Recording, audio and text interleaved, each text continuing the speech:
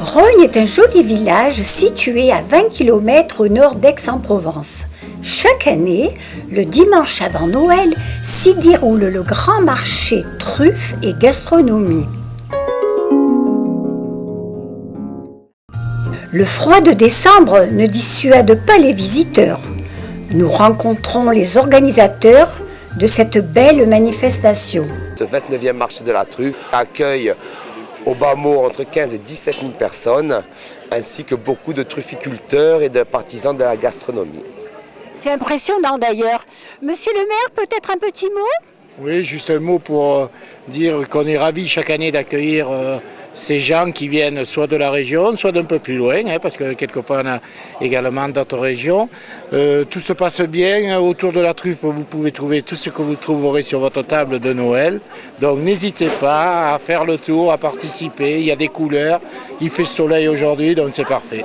Et je tiens à remercier personnellement et au nom du maire tous les bénévoles qui font dans leur organisation et leur temps libre, qui nous aident à la préparation, à l'organisation de ce même marché. Un exemple, Jean, retraité et présent à chaque manifestation. Heureusement qu'il y a les bénévoles quand même. Voici la plus grosse truffe du marché. Elle fait 500 grammes. La brouillade aux truffes est un mets apprécié des gourmets. C'est pas la classique, la brouillade aux truffes. On le fait là parce qu'on en doit en faire beaucoup. Mais normalement, vous la faites au bain-marie. Au bain-marie ? Voilà. Et là, c'est divin. Et on va la monter en dehors du feu.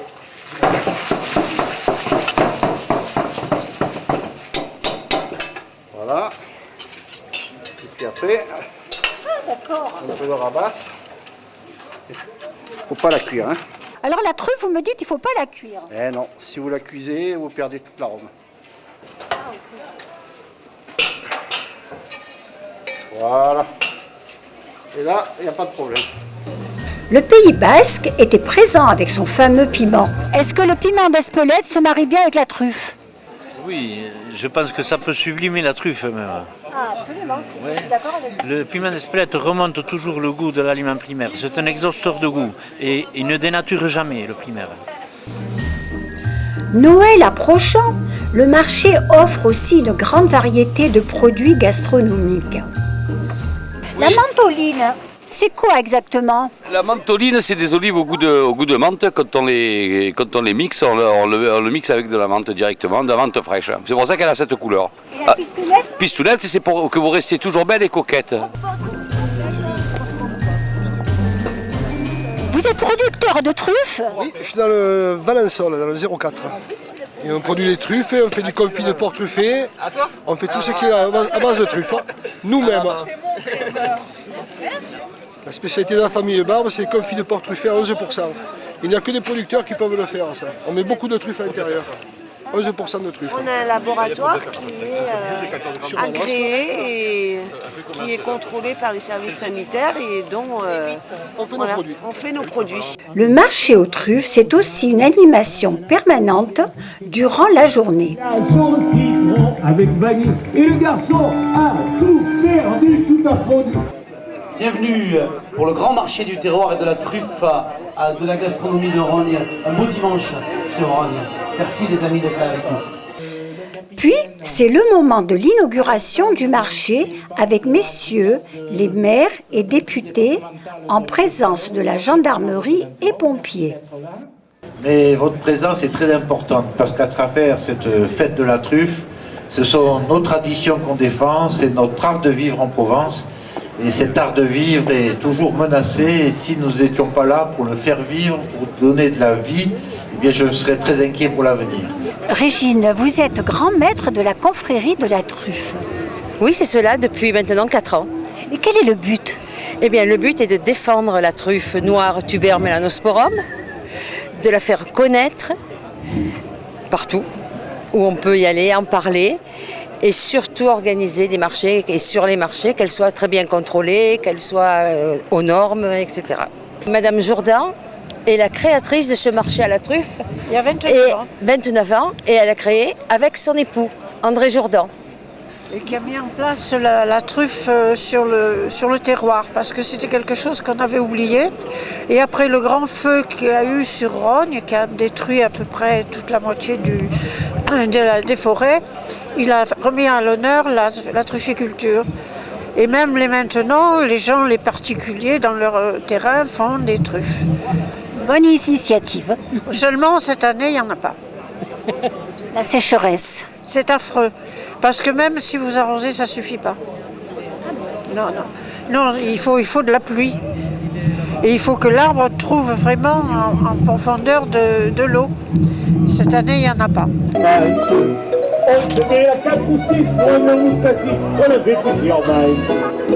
Un autre aspect de la truffe, c'est le cavage.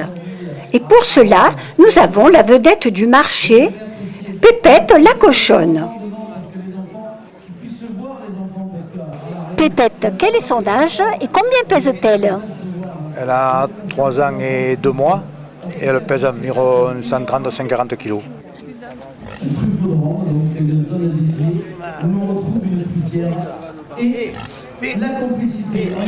Il y a différentes façons de découvrir la truffe. C'est exact. Pour les amateurs, à la mouche. Ensuite, pour les professionnels, au chien ou au cochon. Alors au chien, tout le monde a des chiens, mais le cochon, c'est plus particulier. Il n'y a plus personne qui travaille au cochon. Alors l'avantage d'un chien sur un cochon, c'est que les chiens, tout le monde peut avoir des chiens, les mettre dans la voiture, dans la salle à manger. Ça travaille très bien. Et un cochon, lui, c'est la bête de rendement, quoi, disons. Il est infatigable, quoi. Voilà. Un cochon bien dressé, ça travaille énormément. Alors, au point de vue travail, les chiens sont certainement plus rapides au départ, mais ce qu'il y a quand il trouve une truffe, il faut le récompenser. Le cochon aussi, mais le cochon, lui, il serait plus gourmand. Donc, il aurait tendance à manger la truffe. Mais un cochon bien dressé s'arrête à la truffe.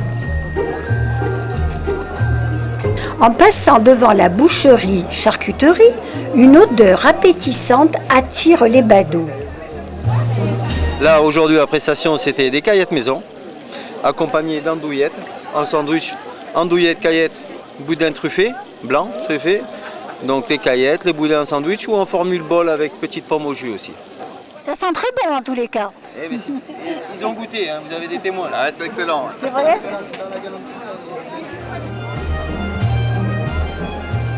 Vous faites des escargots à la truffe? Tout à fait. Donc vous avez des escargots en pâte brisée, en forme de coquille et avec un beurre truffé. Donc on passe au four et on mange tout. Moi je suis producteur d'escargots à Saint-Canaan.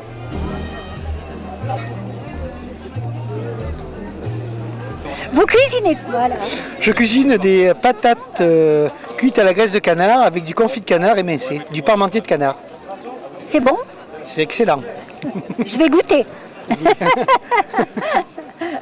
Vous venez d'où, monsieur? On vient de Brive-la-Gaillarde, un petit village Sainte-Féréole à côté de Brive-la-Gaillarde. Aujourd'hui, nous fêtons la truffe, mais il y a quand même la gastronomie. Voilà. Et ça en fait partie. Tout à fait. C'est pour ça qu'on est là. On a même des pruneaux ici? Et oui, on s'est déplacé, on a fait 5 heures de route pour venir jusqu'à vous. Vous voulez en goûter?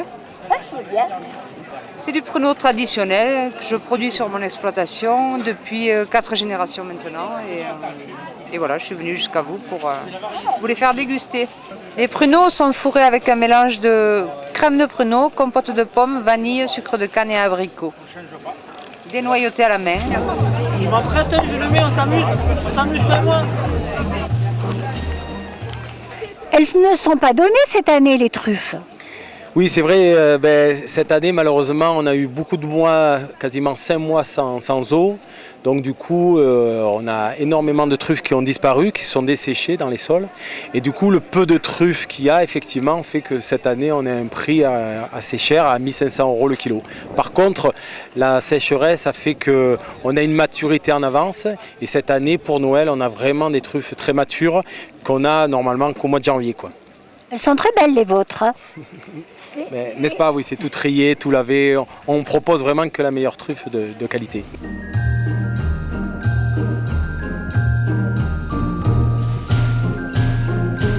Monsieur Bondil, bonjour. Vous êtes président de l'association des trufficulteurs de Haute-Provence. Tout à fait. Donc je suis, comme vous le dites, le président de l'association des trufficulteurs de Haute-Provence, et ce depuis 35 ans. Et aujourd'hui, je suis à Rognes, chez mon voisin des Bouches-du-Rhône, pour faire le contrôle de truffes du marché de Rognes. Notre rôle, c'est de mettre en valeur la truffe qui, malgré les nombreuses plantations que l'on peut faire aujourd'hui, la truffe est un petit peu en disparition dans la région PACA, puisque dans les Alpes d'Haute-Provence, où nous faisions facilement de l'ordre de 33 tonnes, 4 tonnes de truffes, aujourd'hui nous n'en sommes même pas un dixième de la production. Mais ceci dit, c'est surtout les conditions météo qui font que, notamment cette année, il y a 6-7 mois de sécheresse, qu'il y a une totale absence de truffes. Bon, c'est une catastrophe, puisqu'il suffit de voir le marché de Carpentras, de Richerance, où d'habitude il y a 400-500 kg de truffes, on tourne à 10 kg. Donc ça veut dire qu'automatiquement, il y a de la demande, mais il n'y a pas la quantité. Donc les prix ont flambé. Et donc, ça ne va pas dans le bon sens pour nous qui faisions la promotion de la truffe, parce qu'à 1500 € le kilo comme aujourd'hui, il est évident que ça freine les ventes. Et donc on se doit de vendre des produits de qualité. Et pour vendre des produits de qualité, malheureusement, on ne peut pas faire confiance à tous les vendeurs. Et donc on a instauré un contrôle de truffe, c'est-à-dire que nous contrôlons tout simplement la qualité, c'est-à-dire si ce sont bien de la truffe Mélano, si elle est à maturité, pas pourrie, produit très vendable. Ce qui met de part en confiance les acheteurs, et ça porte ses fruits parce qu'on a des acheteurs qui sont en confiance, qui malgré le prix ont pris des truffes ce matin. Mon activité principale, c'est trufficulteur. Donc, je suis trufficulteur depuis 3 générations et je suis aussi pépiniériste. Je fabrique donc un plant truffier qui peut avoir de la mélanosporum, donc de la truffe d'hiver, que la truffe de notre région. Et au départ, quand vous plantez un arbre truffier, quelle est la première action que vous faites ? Alors moi, quand je fais au démarrage d'une plantation, je fais une analyse de sol. Au revoir.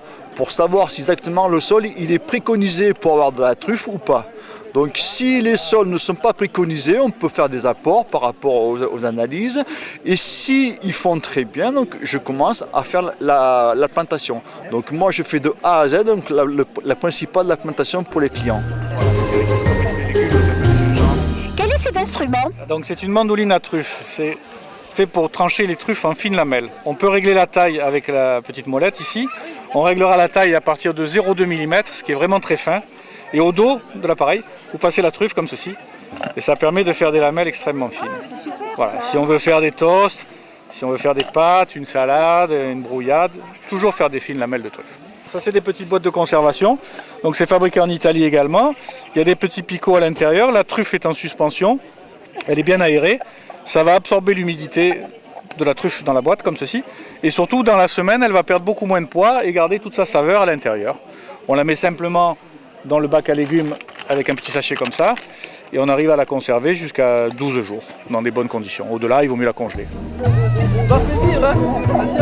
On est un peu surpris pour la truffe, il y a des animaux ? Et oui, c'est la mairie de Rognes donc, qui nous a fait venir pour les enfants. Donc on a la jument de trait, qui s'appelle Orange, la vache Fraise, l'ânesse Lison, le petit cochon qui fait Fureur, Ninette, que tout le monde gratouille, puis les moutons, les lapins, voilà. C'est le bonheur. C'est le bonheur. Pour les grands et les petits. Exactement, pour les fêtes de Noël.